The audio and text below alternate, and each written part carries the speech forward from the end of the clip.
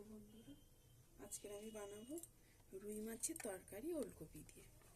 রুই মাছের একটা দাগা আর একটা লেজা আছে, এটা দিয়ে ওলকপির তরকারি করবো। দিয়ে দেবো কড়াইতে তেল।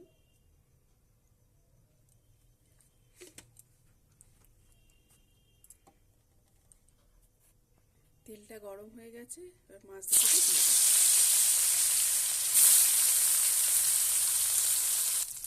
একদিকে আমার ভাজা হয়ে গেছে, এবার এটাকে উল্টে দেবো।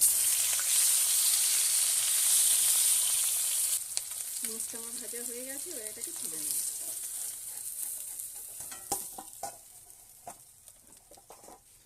কড়ার মধ্যে তেল আছে, এই তেলের মধ্যে কয়েকটা বড়ি ভেজে নেব।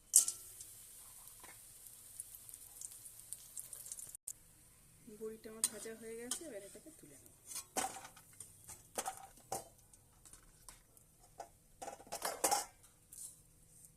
দিয়ে দেবো 5 ফোঁটন লঙ্কা আর পেঁয়াজ।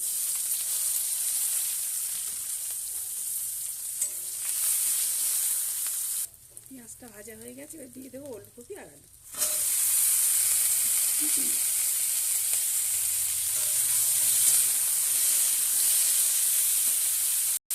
দিয়ে দেবো লবণ, হলুদ, জিরের গুঁড়ো। এবার আবার এটাকে ভেজে নেব। দিয়ে দেবো জল।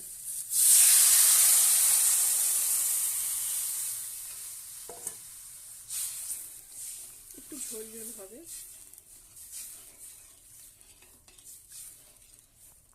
তরকারিটা ফুটে উঠেছে, এবার এটাকে ঢাকা দেবো।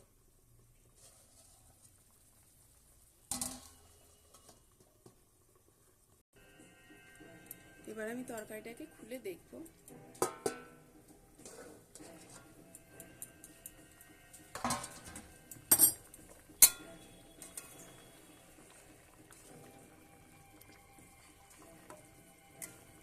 আলুটা একটু অল্প অল্প সিদ্ধ হয়ে গেছে।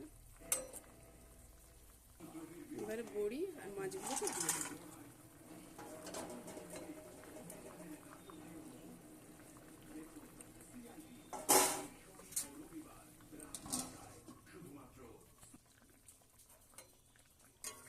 তরকারিটা আমাদের হয়ে গেছে, এবার এটাকে নামিয়ে নেব।